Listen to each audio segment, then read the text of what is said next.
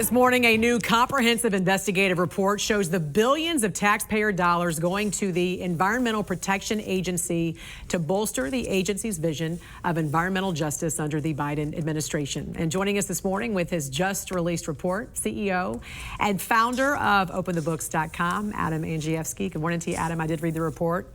Incredibly eye-opening. You know, most people don't truly understand the scope of the EPA's regulatory power and how much it's costing the American taxpayers. In the past 2 years alone, under President Biden, $100 billion has been appropriated to the agency, and there's so much to break down. So what were some of the most alarming takeaways from your perspective?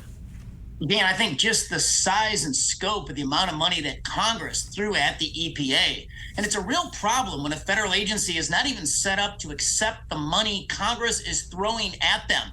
Let's break down what $100 billion is equivalent to. It's equivalent to all student loans in a given year for colleges and universities. It's equivalent to half the budget of the Chinese military and more than what the Russians spend on their military each year. It's so much money that the Inspector General, that's the watchdog over at the EPA, just testified in front of Congress that he doesn't even have the resources to audit $40 billion worth of spending.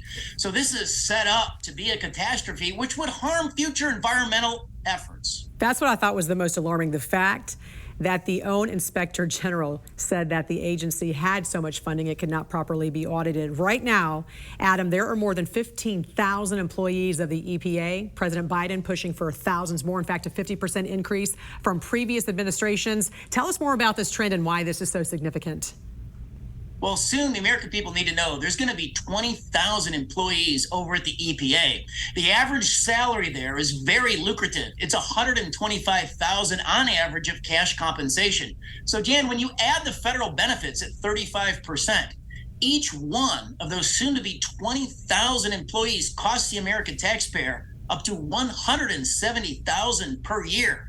And look, they're still on a remote work schedule. They're only in the office 1 day a week. Supervisors are only in 2 days a week. There was just a Government Accountability Office watchdog report that said the EPA is only utilizing 17% of its building office space. So there's a lot of waste and bloat at the EPA, including 223 public affairs officers. Taxpayers have spent over $100 million in the past 5 years on PR over at the EPA. I don't think a lot of people also know that the EPA has this law enforcement arm.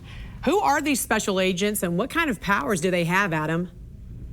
So incredibly, our study, our auditors at OpenTheBooks.com found that over the course of the past 5 years, $700 million has been spent on law enforcement activity and homeland security activity at the U.S. Environmental Protection Agency. So look, let's break down the law enforcement. There's at least 137 special agents at the EPA.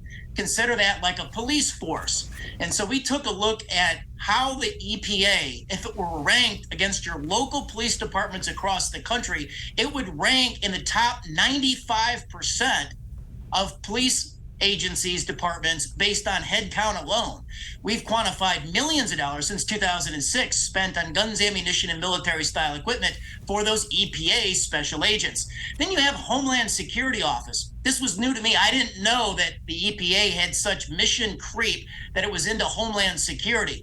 So even for instance, cyber attacks and pandemic response and response to natural disasters now fall underneath the Homeland Security Division of the EPA. There are also 1,022 general attorneys costing more than $150 million.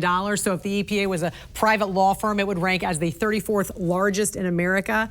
So let me get this straight. We have an agency now that can make regulations, force those regulations through their many attorneys, and then enforce those through EPA Homeland Security agents.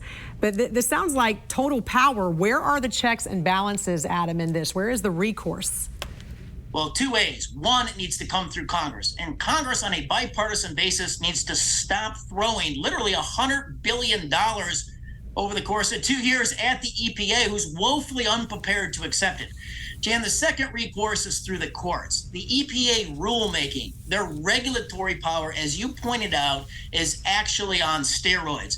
But the U.S. Supreme Court just tossed one of their clean water rules out unanimously.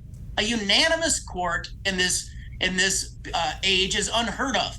So that's another avenue. Another avenue is the American people. We need to be vigilant. The EPA wants to phase out gas-powered vehicles in a significant way over the next couple of years, over the next decade, by 2032. And I don't think that has popular support. Founder and CEO of OpenTheBooks.com, Adam Andrzejewski. Great reporting here. We appreciate you joining us this morning. Thank you, Jan.